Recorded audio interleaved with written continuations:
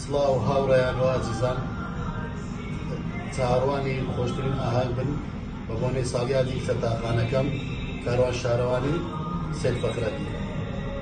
فەرماوە کاروان. جان سپاس کاکە سەنەری خۆشەویست لە خزمەتای.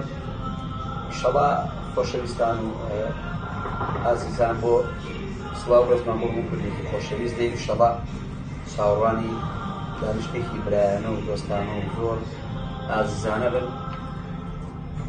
چاوی کاک سەید فەخرەدینی خۆشەویستی ژماچەکەم ئینشەڵا شتێکی زۆر تایبەتە بێ و لەوە دڵنیاتانەکەمەوە کە ڕێز و حورمەت زیاتر هیچ شتێکی تر لەو دانیشتنە نابین و ئینشەڵا بەردی دەوبەر چاوی بینەرانی خۆشەویست دەکەوێت و شتێکی خۆش و تایبەت دەکەین بۆ کچە جوانەکەی کاکە سەنەری خۆشەویست ئینشەڵا تەمەندەرێش بێ و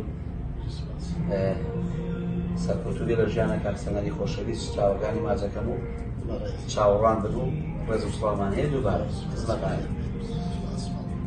خۆشەویستانم بەڕێزانم سڵاوتان لێبێ، چاوی هەمووتان مازەکەم، ئەدەم شاد و بێوەی بن ئینشەڵڵا.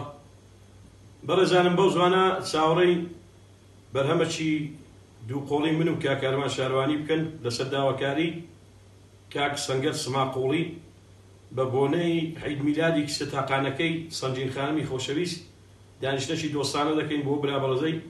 هیوادارم بەرگوێی هەموو لایەنگران و دۆستان و ئازیزان بکەوێ و بە دڵیان بی. چاوی هەمووتان ماز دەکەم هەر بژین بە شادی و کامەرانی هەر شاد بن.